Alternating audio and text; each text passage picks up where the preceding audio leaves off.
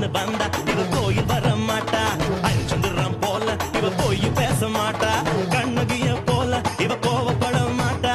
இன்னொரு விஷயம் கேளு, என்ன என்ன என்ன நீ இன்னொரு விஷயம் கேளு.